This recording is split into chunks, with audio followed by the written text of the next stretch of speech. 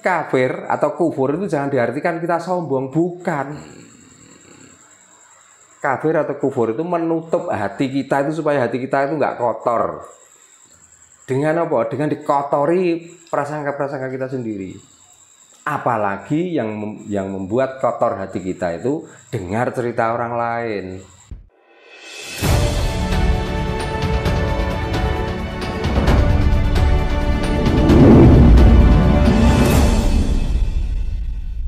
Harus kafir. Wani kafir. Wani kafir. Wani kafir itu apa? Kafir itu karena bahasa Arab.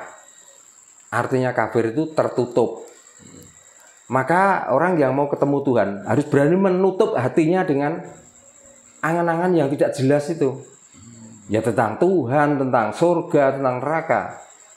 Tutuplah hatimu, jangan pernah memikirkan itu. Kerjakanlah kodratmu sebagai manusia. Maka kamu akan merasakan ketentuan Tuhan dan merasakan adanya Tuhan.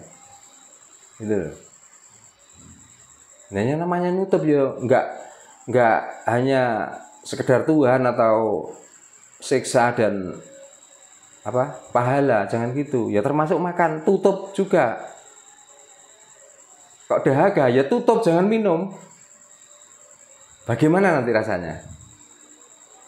Berarti inilah kebenaran kesatuhunan manusia. Gitu. Mari jangan membicarakan tentang Tuhan. Lapar saja loh orang jarang yang kuat. Kok ngomongnya Tuhan? Maka tutuplah hatimu dengan hal-hal seperti itu. Wong dibilang manusia itu sebenarnya sibuk dengan hatinya sendiri. Sibuk dengan pemikirannya sendiri sebenarnya. Akhirnya bingung dewe, Pak. Ya akhirnya bingungi. Ya, kesibukan dalam berpikir, kesibukan dalam berangan-angan juga akan membatasi langkahnya orang itu sendiri. Mau ke sini takut, mau ke sini takut, mau makan ini takut, mau ini takut. Akhirnya ketakutan apa? Kan banyak orang-orang yang banyak ketakutan tuh. Wes awake kuru. Ya. Terus ngelempreh. Paham ya bahasa ngelempreh ya? Loyo dan lain sebagainya. Lek dipandang itu ngantuk, tapi bukan berarti ngantuk karena kurang tidur, tapi ngantuknya itu ngantuk kosong.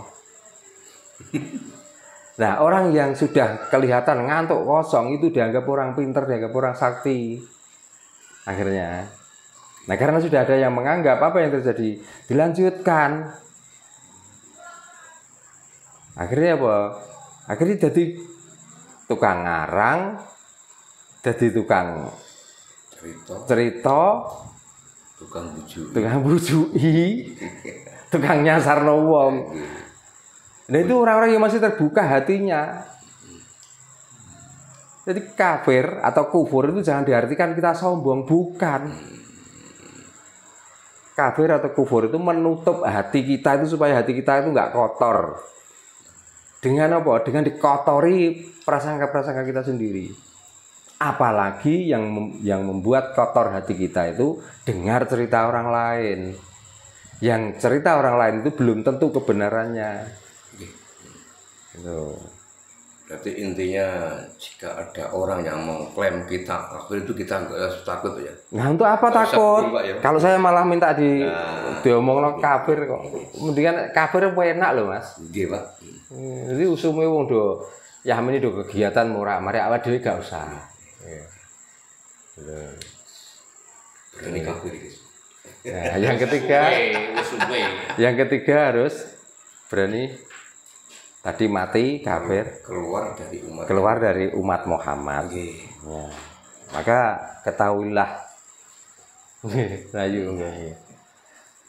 sebenarnya yang dinamai umat itu apa toh? Umat ya, kalau kita tahu secara umum sekarang Pak ya, makanya kan umat kan pengikut. Ya. Apakah berperilaku baik itu harus mengikuti orang? Apakah kita itu nggak punya rasa sendiri? Sama saja dengan kata-kata Muhammad itu juga bahasa Arab. Artinya apa? Putih, bersih dan suci, sinar terang juga. Nah, mungkin yang dimaksud keluar dari umat Muhammad itu karena umat Muhammad itu sosok. Yang namanya sosok itu ya ada baiknya, ada buruknya. Bagi orang-orang yang cintalah yang mengatakan perbuatannya baik. Tapi bagi orang-orang yang tidak suka, sebaik apapun perbuatan kita, tetap kita itu dicacat, tetap kita itu dibilang jelek dan lain sebagainya. Jadi kalau ada cerita orang ini baik, orang ini dipuja-puja dan lain sebagainya, ya itulah orang-orang yang saking apa nih ya, kalau dibilang mendewakan nggak mau, menyembah selain Tuhan nggak mau. Sekarang jangankan Nabi ya, yang katanya menjadi panutan umat Muslim sedunia, ya, yang mengaku keturunannya, termasuk Habib-Habib sing tengkel umur di Indonesia ini, di samping dia itu mengeklaim dirinya sendiri cucunya panutan itu, orang yang sudah mendapatkan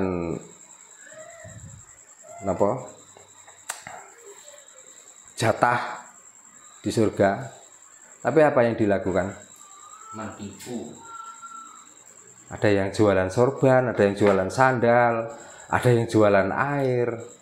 Kalau di pasar sandal itu target dibanderol 45 atau 60 itu masih ditawar orang.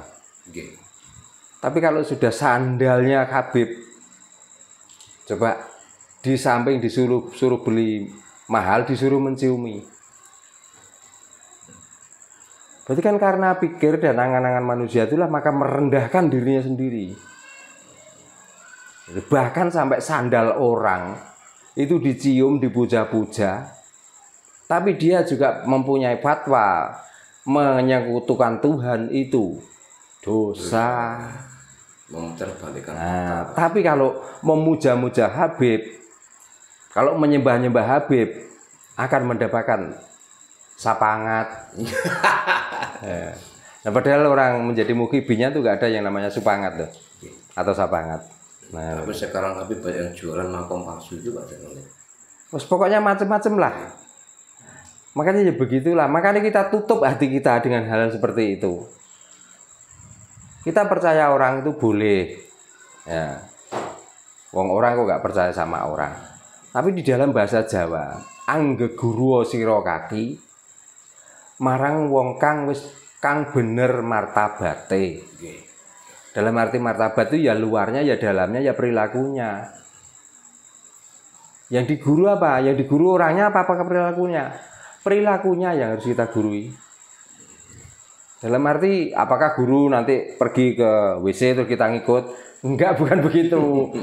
Kok guru sudah mengerjakan seperti ini, orang lain suka, ya itulah yang kita kerjakan supaya bisa membuat orang bahagia, orang senang lebih banyak. Meskipun Nabi, yang namanya manusia itu kan paling punya kesalahan. Mau Nabi, mau wali, mau apa itu kan manusia tuh yang memberi gelar sendiri. Pasti punya salah kan. Apakah Tuhan tuh memberi gelar? Terus Tuhan capopo kira-kira kok Tuhan membuat makhluknya tuh bergelar? Kok enak tenan. Nah, makanya di sini ada raja, ada susuhunan, ada kanjeng ratu, ada dan sebagainya. Itu gelar dari siapa tuh? Gelar dari manusia sendiri tuh, kan bukan gelar dari Tuhan tuh. Di sini ada profesor, ada doktor, ada jenderal, ada mayor, ada apa? Itu siapa yang beri gelar? Kan manusia. Kan nggak Tuhan yang memberi. Seperti kebo di Solo juga dikasih gelar kiai. Nah, gelar kiai. Nah, iya. Pusaka karena bentuknya itu antik diberi nama Kiai Pleret. Gamelan juga kiai. Nah, kiai. Ini kan manusia sendiri tuh. Sebenarnya memuja apa? Memuja yang ada itu dianggap antik dan aneh. Seperti itu. Tapi kan nggak sedikit orang yang ngeklaim bahwa wow, Nabi sudah ditetapkan oleh Tuhan. Ya. Bahkan sampai ada ini walinya Tuhan. Orang pilihan Tuhan. Nah, kalau Tuhan masih punya wali, karena wali itu adalah wakil. Kalau Tuhan masih punya wakil, ya berarti Tuhan itu belum sempurna tentang keesaannya. Gitu loh. Jadi ya bolak-balik tak omong no, berarti Tuhan yang masih mempunyai wakil itu Tuhan KW. Makanya mendingan saya nggak menyembah Tuhan KW itu, yang saya sembah Tuhan yang asli, gitu loh, yang ada di diriku sendiri. Tuhan mau menyampaikan agamanya aja kok nyuruh orang yang namanya nabi, mau menyampaikan fatwanya aja melalui malaikat. Kalau Tuhan bertemu langsung kira-kira isin tapi ya toh. Terus apa sulitnya? Kalau Tuhan itu menyampaikan langsung ke manusia. Wong membuat aja bisa kok. Wong ilmunya mau disampaikan aja kok. Harus lewat ini, harus lewat itu. Harus ada perantara. Harus ada perantara. Kok lucu tenang. Nah, khawatirku Tuhan maklar, khawatirku.